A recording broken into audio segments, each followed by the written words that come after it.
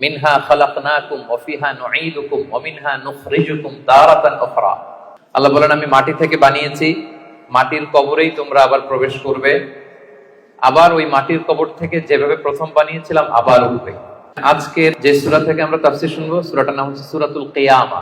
বাংলা যেটাকে আমরা কিয়ামত বলি, বাংলায় কি বলি? কিয়ামত। আল্লাহ তাআলা ওই নামে একটা সূরা ডেডিকেট করেছেন, সূরাটার নাম হচ্ছে সূরাতুল কিয়ামা। আমি খুব সহজ ভাষায় এই সূরাতে আসলে আল্লাহ তাআলা কি মেসেজ আমাদেরকে দিয়েছেন, কি বার্তা রাখতে চেয়েছেন আপনাদের সামনে উপস্থাপন করার চেষ্টা করব। কোরআন কিন্তু আসলে সহজ। ওয়ালাকাদ ইয়াসসারনাল কুরআনা লিযিকর। আল্লাহ বলেছেন, আমি কোরআনকে বোঝার জন্য সহজ করে দিয়েছি। ফাহাল মিন মুদ্দাকির, আছো কেউ এই সহজ কোরআন থেকে লেসন নিবা, উপদেশ নিবা, আছো কেউ? তো তাহলে যে সূরা নিয়ে আলোচনা করব, সূরাটার নাম কি? সূরাতুল কিয়ামা। মাশাআল্লাহ, সূরাতুল কিয়ামা। কিয়ামা মানে হচ্ছে রেসারেকশন, মানে পুনরুত্থান। আমরা মরে গেলে আমাদের সব শেষ, আর কিছু নাই, এরকম ব্যাপারটা না। লাইফ আফটার ডেথ বলে ইসলামে একটা কথা আছে, আল বাআস বা'দাল মাউত। আপনারা ইমানে মুফাসসিলের নাম শুনেছেন না? আমানতু বিল্লাহি ওয়া মালাইকাতিহি ওয়া কুতুবিহি ওয়া রুসুলিহি ওয়াল ইয়াউমিল আখিরি ওয়াল কদারি খাইরিহি ওয়া শাররিহি। তারপরে মিনাল্লাহি তাআলা, সবশেষেরটা কি? ওয়াল বা'সি বা'দাল মাউত। বা'স মানে আবার উঠবেন, আপনি আবার জেগে উঠবেন। মিনহা খালাকনাকুম ওয়া ফিহা নুঈদুকুম ওয়া মিনহা নুখরিজুকুম তারাতান উখরা। আল্লাহ বলেন, আমি মাটি থেকে বানিয়েছি, মাটির কবরেই তোমরা আবার প্রবেশ করবে, আবার ওই মাটির কবর থেকে যেভাবে প্রথম বানিয়েছিলাম আবার উঠবে। এই যে আবার উঠবো, আবার জেগে উঠবো। আমার সর্বশেষ যে লিখিত বই এক নজরে কোরআন, তার আগের বইটার নাম জেগে ওঠো আবার। দেখছেন আপনারা? ওই জেগে ওঠো আবার মানে আবার যে আমরা জেগে উঠবো, মৃত্যুর পরে আমরা সবাই আবার জেগে উঠবো। আমাদেরকে জাগিয়ে তুলবেন কে? এই যে মৃত্যুর পরে আবার জেগে ওঠা, এটাকে আরবিতে বলে আল বা'স। আরবিতে কি বলে? আল বা'সু বা'দাল মাউত, মৃত্যুর পরে আবার জেগে ওঠা। তো এই জেগে ওঠা, মৃত্যুর পরে মানুষ যে আবার জেগে উঠবে, আবার বেঁচে উঠবে, এইটা মক্কার কুরাইশরা মানতে পারতেছিল না। কারণ তারা দেখে যে প্রাচীন প্রাচীন কবরস্থানগুলোতে মানুষ মরে যাওয়ার পরে পচে গলে শেষ হয়ে যায়। ইভেন মানুষের যে স্কেলিটন থাকে, হাড়, এগুলো 10-15 বছর পরে মাটির সাথে মিশে গুঁড়ো হয়ে যায়। এই গুঁড়ো হয়ে যাওয়া জিনিস, যেটার কোনো অস্তিত্ব নাই, আবার কিভাবে কি করে ওঠে, এটা তাদের মাথায় আসতেছিল না। তো আস ইবনে ওয়াইল নামে এক মুশরিক, সে একটা পুরাতন কবরের ভেতরে সামান্য কিছু মানুষের হাড়, ওইটাকে এরকম হাত দিয়ে মোচড় দেওয়ার পর এটা ডাস্ট হয়ে গেছে, পাউডার। আসলে মানুষের হাড়, মরে যাওয়া মানুষের হাড়, পাউডারটা এনে রাসূল সাল্লাল্লাহু আলাইহি ওয়াসাল্লামের কাছে এনে এরকম একটা ফু দিয়েছে। ফু দেওয়াতে বাতাসের মধ্যে বালুটা মিশে গেছে। তো তখন আস ইবনে ওয়াইল বলে যে, মাই ইউহিল ইযামা ওয়া হিয়া রামীম। মুহাম্মদ, তুমি বলতেছো এই ডাস্ট থেকে আল্লাহ আবার এই মানুষটাকে বানাবেন? এটা তো একটা মানুষের কঙ্কাল ছিল, এটাকে যে তোমার সামনে ফু দিলাম, এটা তো বাতাসে মিশে গেল। তুমি কি বলতে চাচ্ছ যে এইটাকে একদিন আল্লাহ আবার জীবিত করবেন? মাই ইউহিল ইযামা ওয়া হিয়া রামীম, এটা কিভাবে? How come it's possible? এটা কিভাবে সম্ভব? তো ধুলা হয়ে গেছে, বালি, মানুষ বলতে কোনো অস্তিত্বই নাই। আল্লাহ রাসূল সাল্লাল্লাহু আলাইহি ওয়াসাল্লাম বললেন যে হ্যাঁ, আল্লাহ তাআলা এই ডাস্ট থেকে, এই ধুলা থেকে, বালি থেকে এটাকে আবার পুনরায় জীবিত করবেন, যেমনি আল্লাহ প্রথম মানুষকে বানিয়েছিলেন। প্রথম আল্লাহ তাআলা যেভাবে বানিয়েছেন, সেই আল্লাহ আবার এটা থেকে ওই মানুষকে আবার রিকনস্ট্রাক্ট করবেন, রিবিল্ড করবেন, রিশেপ দিবেন, রিসেট করবেন, আবার আগের মতো তিনি এই মানুষকে তৈরি করবেন।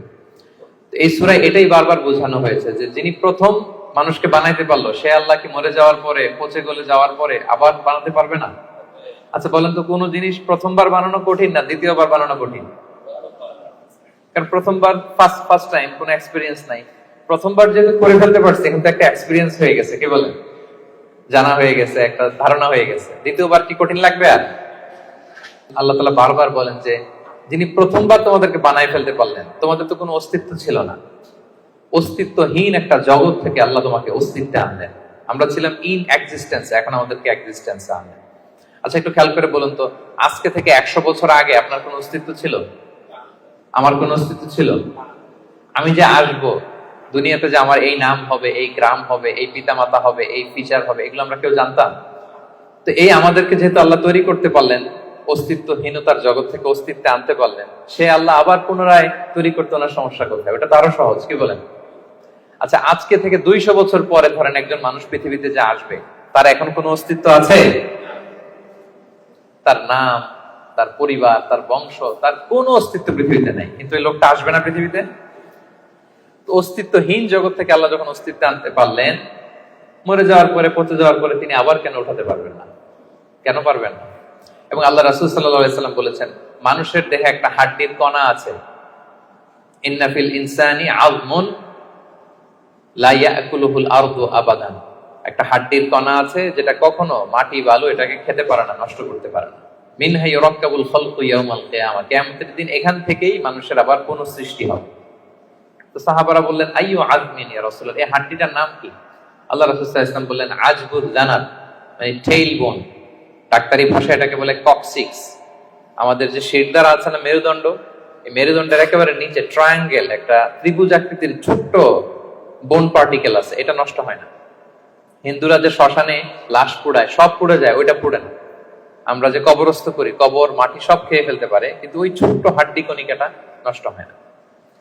ইভেন মানুষের মৃত্যু তো অনেক ভাবে হয়। বিমান দুর্ঘটনায় হলে জ্বলে ভস্ম হয়ে যায়, সাগরে জাহাজ ডুবি হলে মানুষ মরে, তিমি মাছের পেটে চলে যায়, তিনি ওইটাকে খেয়ে ডাইজেস্ট করে ফেলে, তার অস্তিত্বই থাকে না। কিন্তু ওই যে ছোট্ট কক্সিক্স টেইল বোন, আজ বুঝলাম, এটা নষ্ট হয় না।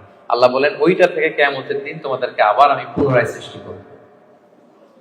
এইটাকে বলা হয় পুনরুত্থান, রেসারেকশন। পুরো সূরার মেইন কথা হচ্ছে এইটা। আপনাদের কাছে আগে ক্লিয়ার করে দিলাম যে ওরা যেহেতু বিশ্বাস করতে পারতেছিল না যে মানুষগুলো মরে যাওয়ার পরে 20 বছর 30 বছর পর কবরে তার অস্তিত্বই থাকে না, এই মানুষ আবার জীবিত হয় কি করে? আল্লাহ রাসূল সাল্লাল্লাহু আলাইহি ওয়াসাল্লাম বললেন যে না, এরাও জীবিত হবে। এবং আল্লাহ তাআলা এমন কথা বললেন যে তোমরা কি ভাবছো তোমাদের এই হাড় গোড়গুলো আমি রিঅ্যাসেম্বল করতে পারবো না? আরে তোমাদের the tips of your finger, তোমার আঙ্গুলের অগ্রভাগে যে এই যে কেমন আঁকি ঝুঁকি দেখা যায়, আঁকি বুকি দেখা যায়, এই যে যেটাকে আমরা আঙ্গুলের ছাপ বলি, ফিঙ্গারপ্রিন্ট, বাসমা, এইটাকে হুবহু আমি এক করে দিব। আল্লাহ বলেন, এখন যে ফিঙ্গারপ্রিন্ট নিয়ে দুনিয়াতে তোমরা আছো, ফিঙ্গারপ্রিন্ট ছিলেন তো? এই যে ইমিগ্রেশন পার করে যে মালয়েশিয়াতে ঢুকছেন, কি করছিলেন? ফিঙ্গারপ্রিন্ট দিয়েছেন না? সিম কার্ড নিতে গেলে কি করতে হয়? এই যে বায়োমেট্রিক, মেট্রিক অথেন্টিকেশনের জন্য এটা দিতে হয়। এরপরে আপনার ক্রিমিনাল ইনভেস্টিগেশনের জন্য লাগে। কোন বাড়িতে ডাকাতি করছে, তো সে যে ডাকাত যে দরজা খুলছে, ওইখানে তার এই ছাপ থেকে যায়। সে যা যা টাচ করে সব জায়গায় ছাপ থেকে যায়। ফরেনসিক রিপোর্টের জন্য এই ফিঙ্গারপ্রিন্ট লাগে।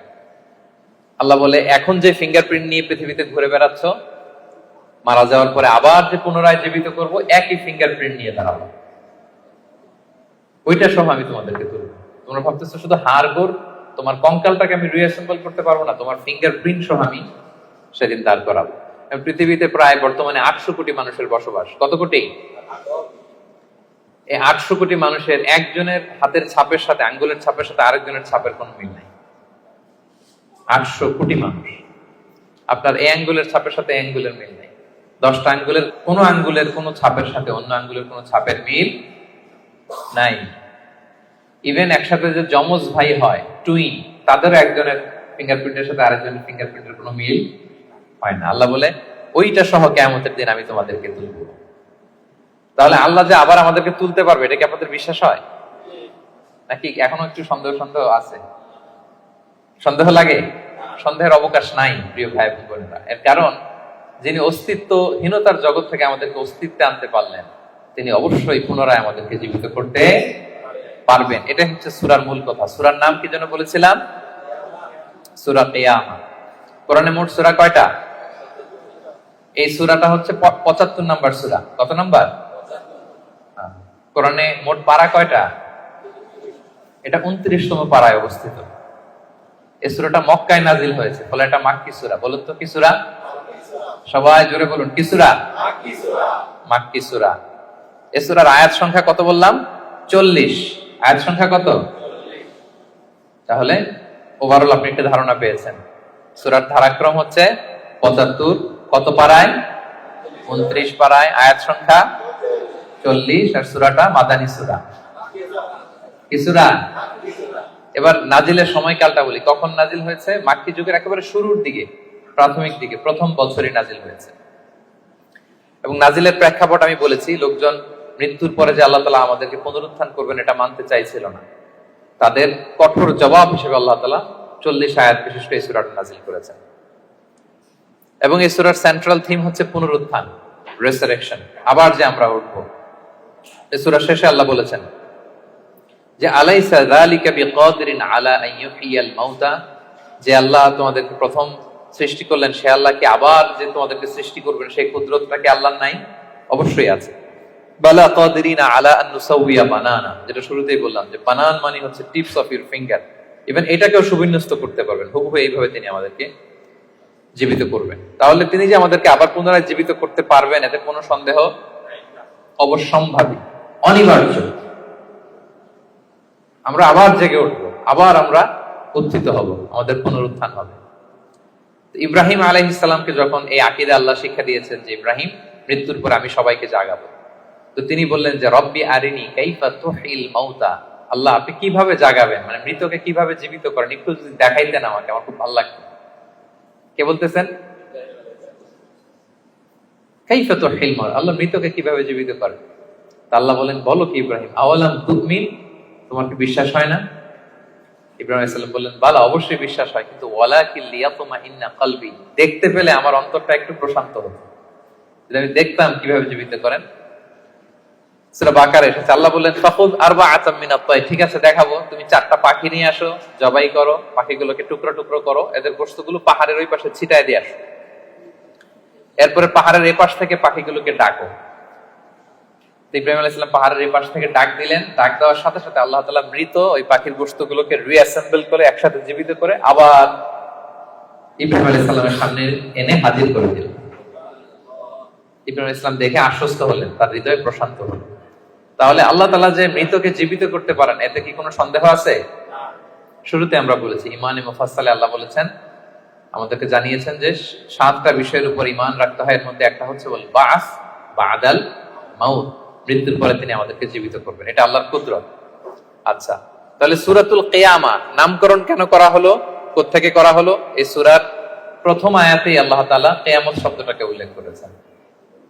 প্রথম আয়াতেই কিয়ামত শব্দটার উল্লেখ আছে এবং কিয়ামত নিয়েই পুরো সূরা জুড়ে এখানে আলোচনা, ফলে এজন্য এই সূরার নাম হয়েছে কি? সূরা কিয়ামা। আল্লাহ বলেছেন লা উকসিমু বিয়াউমিল কিয়ামা, এখান থেকে সূরার নাম কিয়ামা। আচ্ছা, এই সূরায় বেসিক্যালি 5টা বিষয়ে কথা বলা হয়েছে। কয়টা?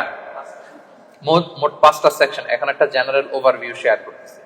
প্রথম 15 আয়াতে কিয়ামতের ভয়াবহতা, কিয়ামত যে কত ভয়াবহ হতে পারে, প্রথম 15 আয়াতে আল্লাহ এটা আলোচনা করেছেন।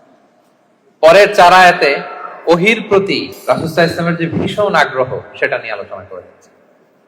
এর পরের 6 আয়াতে কিয়ামতের দিন কিছু মানুষের চেহারা হবে উজ্জ্বল, গ্লোয়িং ফেস, আর কিছু মানুষের চেহারা হবে গ্লুমি ফেস, মানে বিষণ্ণ, বিবর্ণ, অন্ধকার চেহারা। এটা নিয়ে আলোচনা করব। এক দলের হবে উজ্জ্বল চেহারা, আরেক দলের হবে বিষণ্ণ, বিবর্ণ, কালো চেহারা। আমাদের চেহারাগুলো যেন সেদিন উজ্জ্বল থাকে, আমরা সেই কামনা করি আল্লাহর কাছে। এরপরে 26 থেকে 30 নম্বর আয়াতে মৃত্যুকালীন অবস্থা কি হবে মানুষের, সেটা নিয়ে আলোচনা করা হয়েছে। সর্বশেষ 10 আয়াতে আল্লাহ পুনরুত্থান দিয়ে ক্লোজ করেছেন সূরাটা। পুনরুত্থান যে অনিবার্য, অবশ্যম্ভাবী, এটা আল্লাহ তাআলা প্রতিষ্ঠিত করে শেষ করেছেন। তাহলে একটা জেনারেল ওভারভিউ পেয়েছেন। মোট কয়টা সেকশন এই সূরায়? 5টা। প্রথমে কিয়ামতের ভয়াবহতা, তারপরে ওহীর প্রতি, ওহী রিসিভ করার প্রতি রাসূল সাল্লাল্লাহু আলাইহি ওয়াসাল্লামের যে অধীর আগ্রহ, ভীষণ আগ্রহ, এটা নিয়ে কথা। এরপর উজ্জ্বল চেহারা আর অন্ধকার চেহারা। এরপরে মৃত্যুকালীন অবস্থার যে বর্ণনা সেটা দেওয়া হয়েছে, সবশেষে পুনরুত্থান। তাহলে এই 5টা বিষয় নিয়ে আমরা আলোচনা শুরু। তাহলে ওভারঅল এই সূরা নিয়ে কথা হয়ে গেছে। এবার আমরা তাফসীরের দিকে যাই। প্রথমে আমরা বলেছিলাম যে কিয়ামত দিবসের বর্ণনা আল্লাহ দিয়েছেন। আল্লাহ শুরু করলেন আউযু বিল্লাহি মিনাশ শাইতানির রাজীম, বিতাড়িত শয়তান থেকে আল্লাহর কাছে পানাহ চাই। বিসমিল্লাহির রহমানির রহিম, পরম করুণাময় অসীম দয়ালু আল্লাহর নামে শুরু করছি। আল্লাহ বলছেন লা উকসিমু বিয়াউমিল কিয়ামা। লা শব্দের অর্থ না, লা শব্দের অর্থ সবাই বলুন লা শব্দের অর্থ। আল্লাহ প্রথমে বললেন না, নো, অর্থাৎ তোমরা যা ভাবো এমনটা না।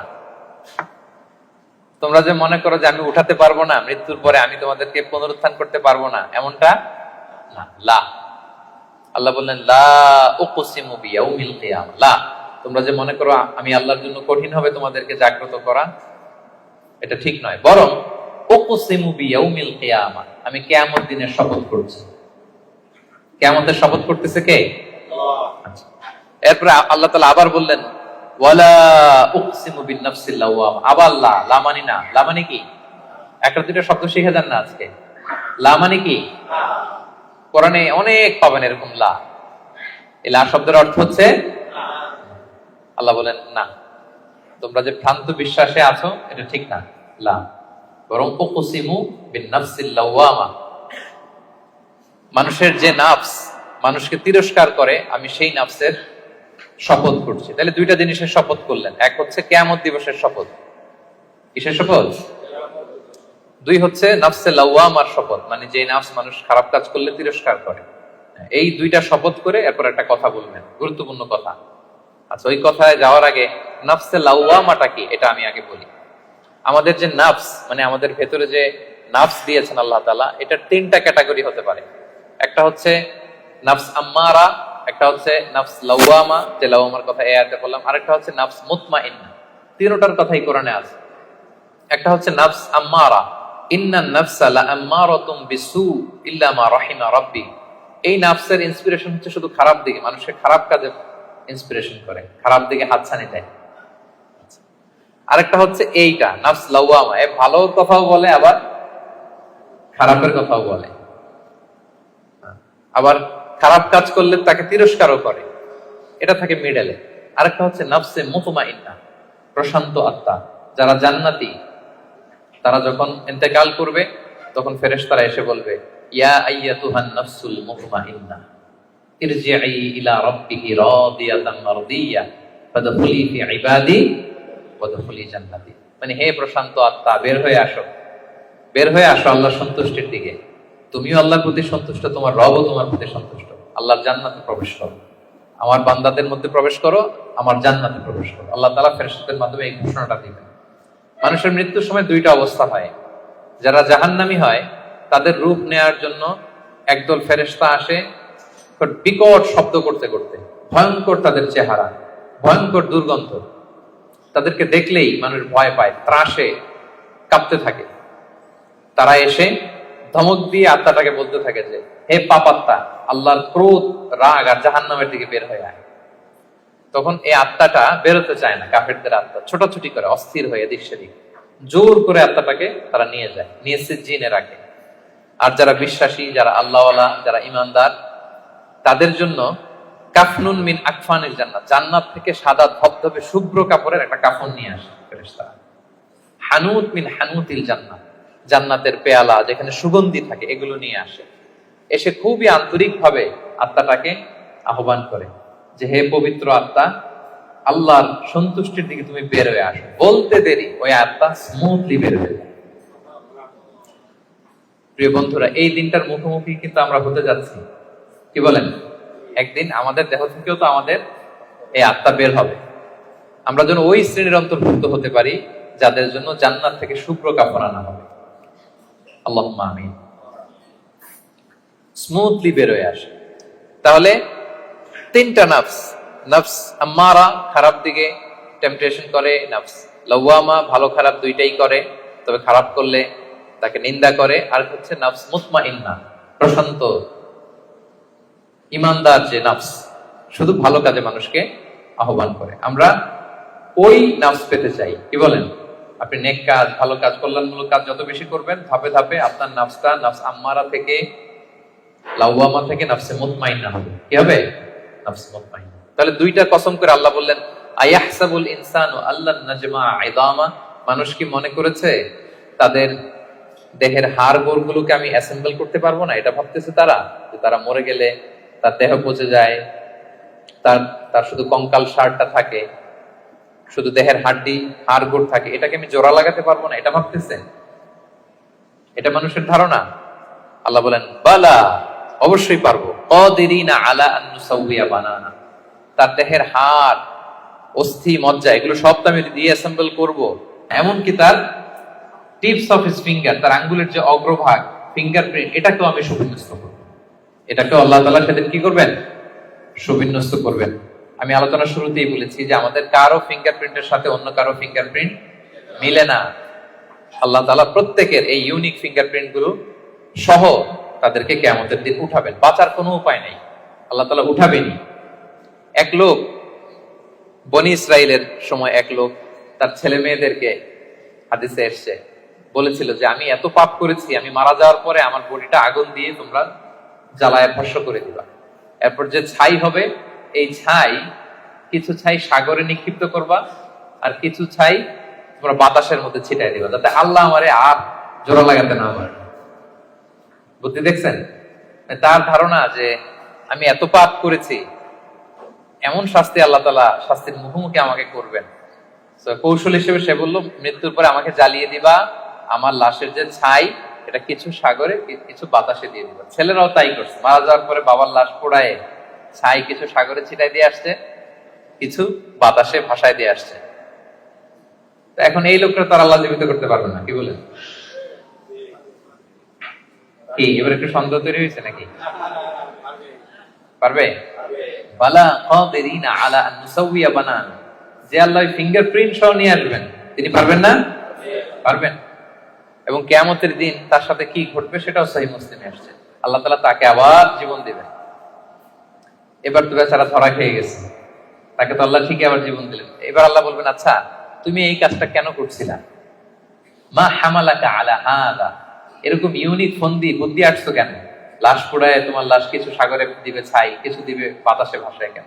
বলতেছে, ইয়া রাব্বি মাখাফাতু, আপনার ভয়, আপনার ভয়ে আমি এই কাজ করেছি। তো তার ওই করুণ রেসপন্সটা আমার কাছে এত ভালো লাগলো যে আল্লাহ আপনার ভয়ে, যে আপনি যে আমাকে শাস্তির মুখোমুখি করবেন, আপনার ভয়ে আমি এই বুদ্ধি করেছি। তার এই করুণ আর্তনাদের কারণে আল্লাহ তাআলা তাকে ক্ষমা করে জান্নাতবাসী করে দেবেন। তাহলে কোনোভাবেই এটা থেকে বাঁচার কোনো উপায় নাই। তিনি আমাদেরকে, আমরা যেভাবেই মারা যাই, যেখানে আমাদের অবস্থান থাকুক না কেন, তিনি আমাদেরকে কি করবেন? পুনরুজ্জীবন দান করবেন। তাহলে আল্লাহ তাআলা বললেন, বালা কাদিরিনা আলা আন নুসাউইয়া বানানা, তোমাদের যে ফিঙ্গারপ্রিন্ট এগুলোকে আমি একত্রিত করব। তাহলে এটা মনে রাখবেন যে ফিঙ্গারপ্রিন্টের কথা আল্লাহ তাআলা এই সূরা কিয়ামতে বলেছেন। কোন সূরায় বলেছেন? ফিঙ্গারপ্রিন্টের কথা বলেছেন। 1892 সালে আমরা প্রথম জানতে পারি, পৃথিবীবাসী একজন সায়েন্টিস্ট, ফ্রান্সিস গ্যালটন তার নাম, সে প্রথম এটা বৈজ্ঞানিকভাবে আবিষ্কার করে যে মানুষের এখানে যে কিছু আঁকিঝুঁকি আছে, এগুলো একটার সাথে আরেকটা মিলে না। ফলে যেটা বললাম, বায়োমেট্রিক অথেন্টিকেশনের জন্য, ফরেনসিক রিপোর্টের জন্য বা ক্রিমিনাল ইনভেস্টিগেশনের জন্য তারা বৈজ্ঞানিকভাবে 1892 সালে এটা পৃথিবীতে এটা নিয়ে কাজ করা শুরু করছে। আর 1500 বছর আগে আল্লাহর কোরআনের ভেতরে এই ফিঙ্গারপ্রিন্ট, আঙ্গুলের ছাপের ব্যাপারে আমাদেরকে জানিয়ে দিয়েছেন কে? 1500 বছর আগে তিনি জানিয়ে দিয়েছেন যে বালা কাদিরিনা আলা আন নুসাউইয়া বানানা, তোমাদের আঙ্গুলের ফিঙ্গারপ্রিন্ট গুলোকে আমি আল্লাহ একত্রিত করব। আল্লাহু আকবার। এরপর আল্লাহ তাআলা বললেন, বাল ইউরিদুল ইনসানু লিয়াফজুরা আমামা, এগুলো যেন মানুষ পাপ করে, ভবিষ্যতে সে পাপ করতে চায়, তার মধ্যে অন্যায় প্রবণতা আছে। এবং আল্লাহ রাসূল সাল্লাল্লাহু আলাইহি সাল্লামকে ঠাট্টা করে তারা জিজ্ঞেস করতো, ইয়াসআলু আইয়ানা ইয়াউমুল কিয়ামা, হে মুহাম্মদ তুমি যে বারবার বলো কিয়ামত কিয়ামত, কবে হবে এটা? কবে? ইয়াসআলু আইয়ানা ইয়াউমুল কিয়ামা, কবে হবে? কিয়ামতের ডেট জানার যে খুব আগ্রহ, এর জন্য না, ঠাট্টা করে বলে। কি করে? তুমি যে বলতেছো কিয়ামত হবে, কবে হবে? সাহাবারাও জিজ্ঞেস করতেন, কিন্তু ঠাট্টা করে জিজ্ঞেস করতেন, ওনারা প্রস্তুতি হিসেবে জিজ্ঞেস করতেন। এক সাহাবী বললেন, ইয়া রাসূলুল্লাহ মাতা সাআ, হে নবী কিয়ামত কবে হবে? আল্লাহ রাসূল সাল্লাল্লাহু আলাইহি ওয়াসাল্লাম বলেন, ওয়া মাযা আ'দাদতা লিস-সাআ, কিয়ামতের জন্য তোমার প্রস্তুতি কি? তুমি এত কিয়ামত কবে হবে জানার জন্য উদ্গ্রীব হলে?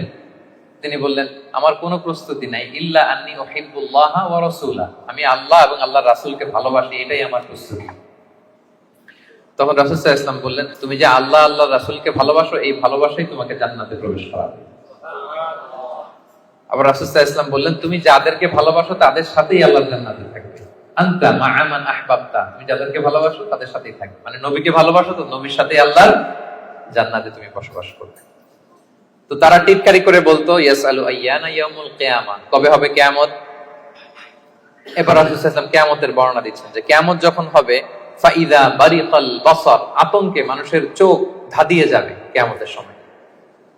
কিয়ামতের একটা ফিচার শোনেন, কিয়ামত এমন সময় হুট করে হবে, কেউ থাকবে বাজারে, কেউ মাঠে, কেউ ঘাটে, কেউ অফিসে, কেউ রান্নাঘরে, কেউ ওয়াশরুমে, কেউ স্কুলে, কেউ কলেজে, কেউ বিজনেস মিটিং এ। যখন কিয়ামতের বিভীষিকা শুরু হবে ফাইদা বারিকাল বাসার, মানুষের চোখ ছানা বড়া হয়ে যাবে, চোখ ধাঁধিয়ে যাবে কিয়ামতের আতঙ্কে। ওয়া খাসাফাল কমার, চাঁদ এটা আলোহীন হয়ে যাবে, নিষ্ক্রিয় হয়ে যাবে। ওয়া জুমিআ আশ-শামসু ওয়াল কমার, চাঁদ সূর্য একটার সাথে একটা ধাক্কা লেগে মেসাকার হয়ে যাবে। কিয়ামতের বর্ণনা। ইয়াকুলুল ইনসানু আইনাল মাফার, সেদিন মানুষ বলবে পালাবার জায়গা কোথায়, পালাবো কোথায়। আইনাল মাফার, সেদিন পালানোর কোনো জায়গা আছে বলেন তো? আল্লাহ বলছেন ইয়াউমা তারাউনাহা তাযহালু কুল্লু মুরদিআতিন আম্মা আরদাআত ওয়া তাদউ কুল্লু যাতি হামলিন হামলাহা। কিয়ামতের অবস্থা এমন হবে যে কিয়ামতের বিভীষিকা যখন শুরু হবে, দুগ্ধপোষ্য বাচ্চাকে রেখে, বাচ্চাকে ফেলে দিয়ে মা দৌড়ে পালাবে। ব্রেস্ট ফিডিং মাদার যারা আছে, মানে যেই মা বাচ্চাকে দুধ খাওয়ায়, দেখবেন যে ওই বাচ্চাকে চোখের আড়াল করতে চায় না, কাছে কাছে রাখে না। কিন্তু কিয়ামতের বিভীষিকা এত ভয়ঙ্কর হবে, ওই মা দুধের বাচ্চাটাকে রেখে পালাবে। ওয়াতাদউ কুল্লু যাতি হামলিন হামলাহা, যত প্রেগন্যান্ট নারী আছে, 2 মাসের কনসিভ, 5 মাসের, 6 মাসের, 7 মাসের, half form baby, full form baby, মুহূর্তেই সব ডেলিভারি হয়ে যাবে ভয়ের চোটে। ওয়াতারান নাস সুকারা ওমা হুম বিসুকারা ওয়ালাকিন্না আযাবাল্লাহি শাদীদ, মানুষগুলো পাগলের মতো দৌড়াবে, পাহাড়গুলো তুলার মতো বিক্ষিপ্ত পতঙ্গের মতো নিক্ষিপ্ত হতে থাকবে, ছুটতে থাকবে। মানুষরা বলবে আইনাল মাফার, কই পালাবো। আল্লাহ বলেন খাল্লা লা ওয়াজার, সেদিন কোনো ঠাঁই নাই কারো, কোথাও পালানোর জায়গা নাই। ইলা রাব্বিকা ইয়াউমা ইযিনিল মুস্তাকার, সেদিন ঠাঁই দিতে পারবে শুধু একজন, তিনি কে? কিয়ামতের দিন আল্লাহর সুশীতল আরশের নিচে 7 শ্রেণীর ব্যক্তিকে আল্লাহ তাআলা ছায়া দিবেন। যেদিন আল্লাহর সুশীতল আরশের ঠান্ডা ছায়া ছাড়া ওই দিন আর কোনো ছায়া থাকবে। আমরা যেন ওই 7 শ্রেণীর অন্তর্ভুক্ত হতে পারি। আল্লাহ আমাদের তৌফিক দান করুক, আমরা পড়ি আমিন। আমার একটা লেকচার আছে, আল্লাহর সুশীতল আরশের নিচে ছায়া পাবে যে 7 শ্রেণীর ব্যক্তি, আপনারা শুনে নেবেন। তো আল্লাহ তাআলা বলছেন সেদিন আল্লাহর আশ্রয় ছাড়া কোনো আশ্রয় নেই। ইউনাব্বাউল ইনসানু ইয়াউমাইযিন বিমা কদ্দামা ওয়া আখার, সেদিন মানুষকে তার আমলনামা দেয়া হবে। আমলনামায় মানুষ সব দেখবে, যা করে এসেছিল তাও দেখবে, এবং দুনিয়াতে যা রেখে এসেছে তাও দেখবে। আমাদের ভালো কাজের ধারা দুইটা, একটা হচ্ছে এই যে এখন একটা ভালো কাজ করতেছি, সওয়াব চলে যাচ্ছে, তাই না? দান করলাম, আমলনামায় যুক্ত হচ্ছে, সালাত করলাম, আমলনামায় যুক্ত হচ্ছে। তো মারা যাওয়ার পরে ওগুলো তো আমি আগেই পাঠাই দিলাম। আরেকটা হচ্ছে মারা যাওয়ার পরেও কিছু আমলনামা জারি থাকে। আপনি কিছু সাদাকায়ে জারিয়া করেছেন, চলমান সাদাকা, বা ভালো কাজের আদেশ দিয়েছেন, কোন একটা ভালো কাজ করার ব্যাপারে মানুষকে উদ্বুদ্ধ করেছেন। আপনি দুনিয়াতে নাই, কিন্তু আপনার কথা শুনে ইন্সপায়ার্ড হয়ে যারা ভালো কাজ করেছে তার একটা পার্সেন্টেজ সওয়াব কিয়ামত পর্যন্ত, এটা যদি দুনিয়াতে জারি থাকে, আপনার এই আমলনামাও জারি থাকে। আল্লাহ আপনার আমলনামায় কি করবেন? ওটা ঢুকাতে থাকবেন, সাদাকায়ে জারিয়া। অনুরূপ ভাবে গুনাহে জারিয়াও আছে, এটা 2 ধরনের, একটা সাদাকায়ে জারিয়া আর একটা গুনাহে জারিয়া। এমন পাপ কাজ আপনি শিখাইছেন জগৎবাসীকে, তারা আপনি চলে যাওয়ার পরে ওই পাপ কাজ করতেছে, তাইলে ওই পাপের একটা পার্সেন্টেজ আপনার আমলনামায় যুক্ত হয়ে যাবে। তো আমলনামা আল্লাহ তাআলা দিবেন আমাদেরকে, ঠিক আছে, এবং দিয়ে বলবেন ইকরা কিতাবাকা কাফা বিনাফসিকা আল-ইয়াউমা আলাইকা হাসিবা, পড়ো তোমার আমলনামা তুমি পড়ো। যদি আমরা প্রত্যেকে আমাদের নিজেদের ব্যাপারে ভালো জানি, আমাদের কার কি অবস্থা জানি না। আমি যদি পাপ করি, জুলুম করি, অন্যায় করি, খারাপ কাজ করি, সমাজে যে লোকটা করে তার নিজের একটা জানা আছে না, জানাশোনা আছে না নিজের ব্যাপারে, তার যে কি হইতে যাচ্ছে কিয়ামতের দিন, তার তো একটা হিসাব আছে, কি বলেন? আর যে খুব আল্লাহওয়ালা, নামাজি, মুত্তাকি, নেককার, তার একটা হিসাব আছে না? তার তো একটা হিসাব আছে, ইনশাআল্লাহ আমি আমার সব ভালো কাজের প্রতিদানগুলো জমা হচ্ছে আমার, আমি আল্লাহর কাছে পাই টু পাই বুঝে বুঝে পাবো এর রিওয়ার্ড, এর প্রতিদান। তো আল্লাহ বলবেন বালিল ইনসানু আলা নাফসিহি বাসীরা, মানুষ নিজেই তার ব্যাপারে ভালো করে জানে। যদিও আমলনামা দেয়া হবে, কিন্তু প্রত্যেকেই তার ব্যাপারে ভালো করে জানে। এইভাবে এই প্রথম 15 আয়াতে আল্লাহ তাআলা কিয়ামতের বিভীষিকাময় পরিস্থিতির কথা তুলে ধরলেন। 5টা সেকশনের প্রথম সেকশন, বড় সেকশনটা আমরা কভার করলাম। সবার কাছে ক্লিয়ার হয়েছে তো? আচ্ছা, দ্বিতীয় সেকশনে কি বলছিলাম? যে ওহীর প্রতি রাসূল সাল্লাল্লাহু আলাইহি ওয়াসাল্লামের ভীষণ আগ্রহ ফুটিয়ে তোলা হয়েছে 4টা আয়াত। তো এই আয়াতগুলো যখন নাজিল হচ্ছিল, রাসূল সাল্লাল্লাহু আলাইহি ওয়াসাল্লাম সাথে সাথে পড়তেছিলেন। জিবরাইল আলাইহিস সালাম যখন নাজিল করে উনিও পড়তে আরম্ভ করেন। কেন? উনি ভাবতেছেন যদি ভুলে যাই। কোন ভাবনা থেকে? যদি ভুলে যাই, সাথে সাথে মুখস্থ করতেছেন। তো আল্লাহ তাআলা আয়াত নাযিল করলেন যে নবী, যখন আমি কোরআনের আয়াত নাযিল করি সাথে সাথে আপনি তড়িঘড়ি করে আয়াত করবার জন্য পড়া শুরু করবেন। আপনি শান্ত থাকুন, নীরব থাকুন, কেবল ঠায় তাকিয়ে থাকুন আর শুনুন। মুখস্থ করায় দেওয়ার দায়িত্ব আমি আল্লাহ নিয়ে নিলাম। কোরআনের একটি শব্দ, একটি অক্ষর আপনি ভুলবেন না। সবগুলোই আমি আল্লাহ নিজ কুদরতে আপনাকে মুখস্থ করাই দেব। এবং রাসূল সাল্লাল্লাহু আলাইহি ওয়াসাল্লাম মুখস্থ করেছেন, ঠিক কিনা বলেন তো? পৃথিবীর সর্বপ্রথম কোরআনের হাফেজ কে ছিল বলেন? মুহাম্মদ রাসূলুল্লাহ সাল্লাল্লাহু আলাইহি ওয়াসাল্লাম। ওনার উপরে তো কোরআন নাযিল হয়েছে। তো ওনার আগে কে কোরআনের হাফেজ দিতে পারবে? পারবে কেউ? তিনি ছিলেন প্রথম হাফেজ। তো ওনাকে আল্লাহ তাআলা স্বয়ং নিজ দায়িত্বে মুখস্থ করে দিয়েছেন। যে বালিল ইনসানু আলা নাফসিহি বাসীরা, মানুষ নিজের ব্যাপারে ভালো করেই জানে। ওয়ালাউ আলকা মাআযিরা, যদিও সে নিজের ব্যাপারে যত এক্সকিউজ সে হাজির করুক আল্লাহর কাছে। এরপর আল্লাহ বলছেন লা তুহাররিক বিহি লিসানাকা লিতা'জালা বিহি, যখন কোরআনের আয়াত নাযিল হয় তাড়াতাড়ি করে পড়বেন না। ইন্না আলাইনা জামাআহু ওয়া কুরআন, এটা আপনার হৃদয়ে জমা করে দেওয়ার, মুখস্থ করিয়ে দেওয়ার দায়িত্ব আমি আল্লাহ নিজে নিয়ে নিলাম।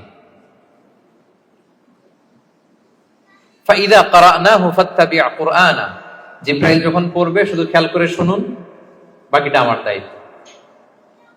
সুম্মা ইন্না আলাইনা বায়ানা, এরপর এটার ব্যাখ্যা বিশ্লেষণ আমি আল্লাহ আপনাকে শিখাই দেব। এই 4 আয়াতে আল্লাহ তাআলা বুঝাতে চাইলেন যে রাসূল সাল্লাল্লাহু আলাইহি ওয়াসাল্লাম যে ওহী রিসিভ করার জন্য খুব উদ্গ্রীব থাকতেন, ওনাকে আশ্বস্ত করা হলো যে নবী আপনি চিন্তিত হবেন না। তাহলে 2টা সেকশন চলে গেল। 3 নাম্বার সেকশন কি বলেছিলাম? যে 2 ধরনের ফেস থাকবে কিয়ামতের দিন। কিছু ফেস হবে উজ্জ্বল ফেস, গ্লোয়িং ফেস। তার বিপরীতে কিছু চেহারা হবে গ্লুমি ফেস, বিবর্ণ বিষণ্ণ চেহারা। তাদের কথা আল্লাহ বলেন। আল্লাহ বললেন কাল্লা বাল তুহিব্বুনাল আজিলা, বরং তোমরা এই দুনিয়ার জীবনকে বেশি প্রাধান্য দাও। মানুষের স্বভাব হচ্ছে আখিরাত, সেটা যে একটা বিশাল জগৎ, হাজার হাজার বছর অন্তহীন যে জগৎ, ওই জগৎটা নিয়ে আমরা খুব একটা টেন্স থাকি না, ওটা নিয়ে আমাদের প্ল্যান থাকে না। আমাদের প্ল্যান থাকে 40 বছর, 50 বছর, 60 বছর। অন্য আয়াতে আল্লাহ বলছেন বাল তুসিরুনাল হায়াতাদ দুনিয়া ওয়াল আখিরাতু খায়রু ওয়া আবকা, তোমরা দুনিয়ার জীবনকে প্রাধান্য দাও, কিন্তু এটা স্থায়ী জীবন নয়। স্থায়ী জীবন হচ্ছে আখিরাতের জীবন। আওয়াজ করে বলুন তো, স্থায়ী জীবন কোন জীবন? আখিরাতের জীবন। সেটাই বললেন কাল্লা বাল তুহিব্বুনাল আজিলা, তোমরা দুনিয়াকে প্রাধান্য দাও, এটাকে ভালোবাসো। ওয়া তাযারুনাল আখিরা, আর আখিরাতকে তোমরা ভুলে যাও। সেদিন মানুষের অবস্থা কি হবে শোনো। উজুহু ইয়াউমা ইদিন নাদিরা, সেদিন কিছু মানুষের চেহারা হবে গ্লোয়িং, সজীব, শ্যামল, উজ্জ্বল, উদ্দীপ্ত চেহারা, গ্লোয়িং ফেস। ইলা রাব্বিহা নাযরা, তারা সেই চেহারা নিয়ে তাদের রবের দিকে তাকায় থাকবে। আল্লাহু আকবার। তাহলে বোঝা গেল জান্নাতীরা কিয়ামতের দিন আল্লাহ তাআলাকে দেখার সৌভাগ্য পাবেন। বলেন আমরা আল্লাহকে সচক্ষে দেখতে চাই কি চাই না? চাই। আমরা আল্লাহকে দেখছি কখনো? দেখিনি। না দেখে তার ইবাদত করি, তাকে বিশ্বাস করি, তার সামনে সেজদায় লুটিয়ে পড়ি, কিন্তু তাকে দেখি নাই। তো জান্নাতীদের সবচেয়ে বড় নেয়ামত হবে এইটা। আল্লাহ জান্নাতীদেরকে বলবেন, এই জান্নাতীরা, কোরআনে যা যা নেয়ামতের কথা বলছে সব পাইছো? সবাই বলবে আল্লাহ পেয়েছি, আরো ঢের বেশি পেয়েছি। সবাই খুব খুশি যে আল্লাহ যা যা বলছেন আমরা হিসাব মিলাই দেখছি যে সব আপনি দিয়েছেন, এর চেয়ে বেশি দিয়েছেন। একজন হাত তুলে বলবে আল্লাহ পাই নাই, একটা জিনিস পাই নাই। আল্লাহ বলবে ঘটনা কি? সবাই, কারো কোনো কমপ্লেন নেই। তোমার আবার কি কমপ্লেন? তুমি পাও নাই বলতে কি পাও নাই? বলতেছে আল্লাহ আসলটাই তো পাই নাই। আসলটা মানে বলে যে আপনারাই তো পাই নাই। আপনার হেজাব থেকে আমরা কথা শুনতেছি, মানে পর্দার অন্তরালে, কিন্তু আপনাকে তো দেখি নাই। আপনার যে নূর, আপনার নূরের যে সৌন্দর্য, আপনার নিজের সত্তাকে যে আপনি গোপন করে রেখেছিলেন, ওই সত্তাকে তো আমরা এখনো উইটনেস করতে পারি নাই। এটা তো বাকি। আল্লাহ বলবেন হ্যাঁ এইটা বাকি, এটা আমি খুব জাঁকজমক ভাবে তোমাদেরকে দেখাবো। বিশাল জান্নাতের কনফারেন্স হলে সামনে নবীরা বসবেন, সিদ্দিক, শুহাদা, সালেহ সবাইরা বসবেন। আমরা ইমানদাররাও বসার সুযোগ পাবো সেদিন। এরপর আল্লাহ তাআলার যে পর্দা, নূরের পর্দা, এই পর্দাকে আল্লাহ উন্মোচিত করবেন জান্নাতবাসীদের জন্য। আল্লাহু আকবার। কিসের পর্দা? নূর মানে কি? আচ্ছা, আমরা ঘরে পর্দা লাগাই কেন? কি বন্ধ করার জন্য? আমরা ঘরে যে কার্টেন লাগাই পর্দা কি ঢাকার জন্য? আলো ঢাকার জন্য। কিন্তু আল্লাহর পর্দাটাই আলোর পর্দা, নূরের পর্দা। এরপর আল্লাহ তাআলা নিজেকে সেদিন প্রকাশিত করবেন। আল্লাহর নূরের এক ঝলক তিনি প্রকাশিত করবেন। জান্নাতীরা পাগলের মতো ওই নূরের ঝলকের দিকে বিমোহিত হয়ে তাকিয়ে থাকবে। এক সেকেন্ডের হাজার কোটি ভাগের অল্প সময়ের সামান্য সময়ের জন্য এক ঝলক আল্লাহ নিজেকে প্রকাশিত করবেন, ওনার নূর দেখাবেন। জান্নাতীরা ওই নূর দেখে অপলক নেত্রে বিমোহিত হয়ে তাকিয়ে থাকে পাগলের মতো।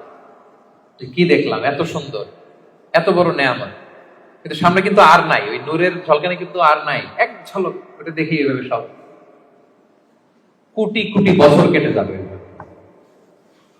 আল্লাহু আকবার। উজুহু ইয়াউমাইদিন নাযিরা ইলা রাব্বিহা নাযিরা। কিছু উজ্জ্বল চেহারা সেদিন তাদের রবের দিকে তাকিয়ে থাকবে। আল্লাহ রাসূল সাল্লাল্লাহু আলাইহি ওয়াসাল্লাম বলেছেন যে ইন্নাকুম সাতারাউনা রাব্বাকুম আয়ানা, তোমরা কিন্তু কিয়ামতের দিন চাক্ষুষ আল্লাহকে দেখবে, সব জান্নাতীরা। এই কথা যখন রাসূল সাল্লাল্লাহু আলাইহি ওয়াসাল্লাম বললেন, সাহাবারা বললেন যে রাসূলুল্লাহ, আল্লাহকে সবাই একসাথে কিভাবে দেখবে? দেখতে কি ধাক্কাধাক্কি হবে না? তো রাসূল সাল্লাল্লাহু আলাইহি ওয়াসাল্লাম বললেন যে আকাশের চাঁদ উঠলে তোমরা কি ধাক্কাধাক্কি করে দেখো? বলেন যে আকাশে যখন চাঁদ উঠছে আমরা কি আরেকজনকে সরাই বলি ভাই একটু সরেন আমি দেখি? সরেন। যে যেখানে আছে সেখান থেকে কি করে? চাঁদকে উইটনেস করতে পারে, দেখতে পারে। তো তাহলে সচক্ষে আমরা সেদিন আল্লাহ তাআলাকে দেখতে পাবো। আওয়াজ করে পড়েন ইনশাআল্লাহ। তাহলে উজুহু ইয়াউমাইদিন নাযিরা ইলা রাব্বিহা নাযিরা, সজীব চেহারাগুলো আল্লাহর দিকে তাকিয়ে থাকে। এটা হচ্ছে এক শ্রেণী। আরেক শ্রেণী হবে কি? ওয়া উজুহু ইয়াউমাইদিন বাসিরা, আরেক দলের চেহারা হবে কালো। ওই যে আমলনামায় তার সব খারাপ কাজের লিস্ট, তাদের চেহারা কি উজ্জ্বল হবে? কেমন হবে? বিষণ্ণ, বিবর্ণ, ডার্ক ফেসেস, গ্লুমি ফেসেস। তাযুন্নু আন ইউফআলা বিহা ফাখিরা, সে বুঝতে পারবে যে কঠিন বিপদ নেমে আসতেছে। আচ্ছা গেল উজ্জ্বল চেহারা, আলোকিত চেহারা। এরপরে মৃত্যুকালীন অবস্থার বর্ণনা। কাল্লা, তোমরা যে ভাবতেছো তোমরা পুনরুত্থিত হবে না, শুরুতে তো দুইবার লা লা বলছে যে না না যা বলতেছো এটা ভুল, আবার এখানে কাল্লা না তোমরা যা বলতেছো এটা কিন্তু ঠিক না, বারবার রিমাইন্ডার, পুনরুত্থান হবেই হবে, এটা কেউ ঠেকাইতে পারবে না। ইদা বালাগাতিত তারাকিয়া, মানুষের রূহ যখন কণ্ঠনালী পর্যন্ত পৌঁছে যায়, ওয়াকিলা মান রাগ, তখন মৃত্যুর একটা সিনারিও আল্লাহ তুলে ধরেছেন। তখন মানুষ শেষ চেষ্টাটা করে। মৃত্যু সজ্জায় যখন চলে যায় আমরা কি করি? লাস্ট চেষ্টাটা করি তাকে বাঁচানো যায় কিনা, কোনো রাকি আছে কিনা তাকে রুকিয়া করবে, কোনো ডাক্তার আছে কিনা তাকে শেষ চেষ্টাটা করবে। ওয়া যান্না আন্নাহুল ফিরাক, কিন্তু মৃত্যুগামী যে যাত্রী সে বুঝে যায় যে এটাই আমার লাস্ট স্টেজ দুনিয়ার। তার মানে যিনি মৃত্যুবরণ করে মৃত্যুর কিছু সময় আগে সে বুঝতে পারে যে আমি ছেড়ে যাচ্ছি এই পৃথিবী, আমি কি করতেছি? ছেড়ে যাচ্ছি। আচ্ছা, ওয়ালতাফাতিস সাকু বিসাক, এই দুনিয়ার কষ্ট বা ভয়াবহতার সাথে যুক্ত হয় আখিরাতের ভয়াবহতা। মানে আজকে দুনিয়ার শেষ দিন, এরপরে আমার শুরু হয়ে যাবে কি? আখিরাতের প্রথম দিন। ইলা রাব্বিকা ইয়াউমাইযিনিল মাসাক, এবং মানুষকে তার রবের দিকে সেদিন নেওয়া হবে। আচ্ছা, মৃত্যুকালীন সংক্ষিপ্ত বর্ণনা শেষ। এরপর আল্লাহ শুরু করলেন সর্বশেষ যে সেকশনটা, সেটা যে পুনরুত্থান যে হবেই, এটা আবার তিনি শক্তভাবে মজবুত ভাবে তুলে ধরলেন না এই সূরার একেবারে শেষ কয়েকটা আয়াতে। আল্লাহ বললেন ফালা সাদ্দাকা ওয়ালা সাল্লা, যারা কাফির মুশরিক, যারা আল্লাহকে মানে না, তাদের বৈশিষ্ট্য কি? ফালা সাদ্দাকা, তারা কিয়ামতকে সত্য বলে মানেও না, ওয়ালা সাল্লা, তারা সালাতও আদায় করে না, ওয়ালাকিন কাযযাবা ওয়া তাওয়াল্লা, তারা এটাকে মিথ্যা বলে, তারা মুখ ফিরিয়ে নেয়। একদল দেখবেন যে আপনি ভালো বললে মুখটা ফিরায় নেয়, যত উদাহরণ দিয়ে আপনি বুঝান সে ওটা মানবে, সে ওইখান থেকে ইগনোর করে চলে যাবে। সুম্মা যাহাবা ইলা আহলিহি ইয়াতামাত্তা, সে গর্ব ভরে তার ফ্যামিলির কাছে যায়। মুফাসসিরিন ইকরাম বলেছেন, ইকরামা বলেছেন যে এর দ্বারা উদ্দেশ্য হচ্ছে আবু জাহাল। আবু জাহালকে যখন আল্লাহ রাসূল সাল্লাল্লাহু আলাইহি ওয়াসাল্লাম দাওয়াত দিচ্ছিল, যত ভাবে যুক্তি নির্ভর কথা রাসূল সাল্লাল্লাহু আলাইহি ওয়াসাল্লাম বলে, কিন্তু সে শোনে না, সে অহংকার করে চলে যায়।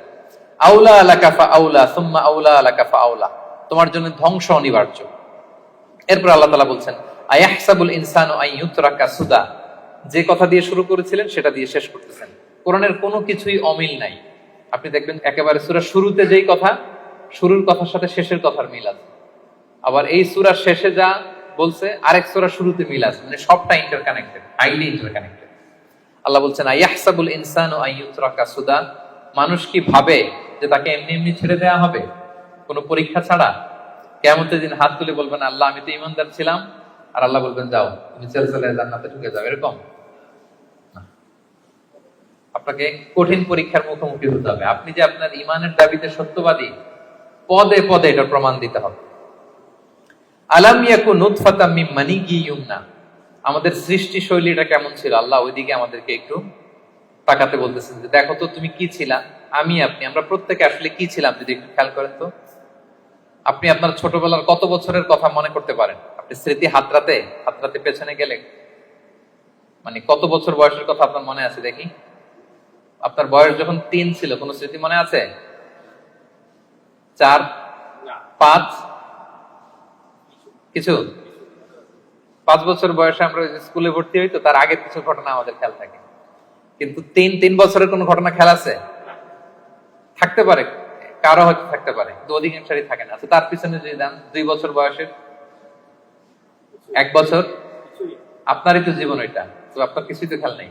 আমারই তো জীবন, আমার পহেলা বছর, আমার দ্বিতীয় বছর, তৃতীয় বছর কি ছিল আমার খেয়ালই নেই। আচ্ছা তার আগে যদি যান, 6 মাস বয়স, মায়ের বুকের দুধ খেয়ে যে বেঁচেছিলাম, কিছু মনে পড়ে? আচ্ছা তার আগে মায়ের পেটের 9 মাস একটা অন্ধকার জগতে যে ছিলাম, দেখেন তো স্মৃতি হাতরাতে হাতরাতে কিছু পান কিনা? হ্যাঁ, ধোঁয়াশা, কিছুই মনে পড়ে না। আল্লাহ বলে একটু তাকাও তুমি কই ছিলা। আলাম ইয়াকুন নুতফা, তুমি কি একটা সামান্য স্পার্ম ড্রপ ছিল না, শুক্রাণু? মিন মানিয়্যিন ইউমনা, যেটা তোমার বাবার পৃষ্ঠদেশ থেকে তোমার মায়ের গর্ভের মধ্যে তুমি নিক্ষিপ্ত হয়েছিলে। বাবার পৃষ্ঠদেশ থেকে মায়ের গর্ভে তোমাকে আমি নিয়েছিলাম। ছোট্ট একটা মানে অনুবীক্ষণ যন্ত্র ছাড়া দেখা যায় না এই শুক্রাণু।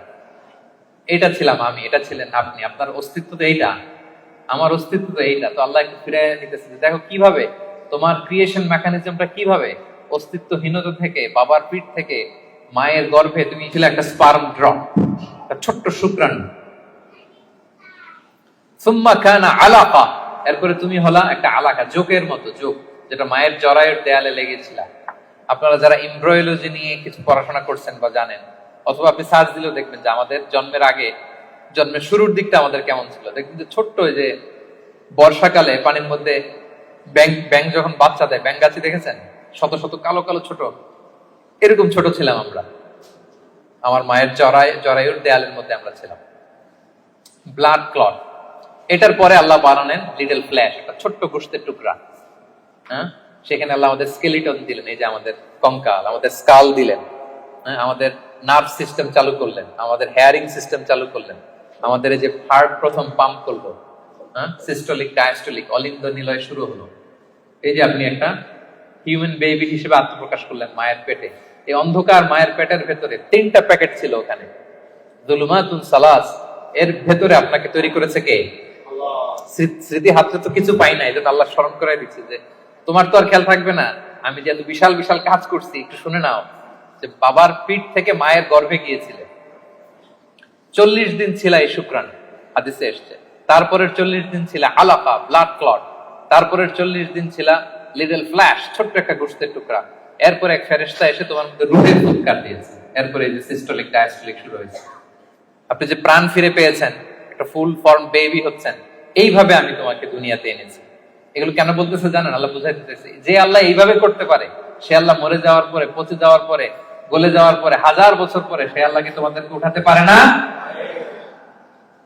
এটাকে বলে পুনরুত্থান, বলে বাস বাদাল মাউত। ফাখালাকা ফাসাওয়া, সৃষ্টি করলেন, সুবিন্যস্ত করলেন। ফাজআলা মিনহু যাওজাইনি যাকারা ওয়াল উনসা, এরপর আল্লাহ জোড়া সৃষ্টি করলেন। তোমাদের কাউকে বানালেন নারী, কাউকে বানালেন পুরুষ।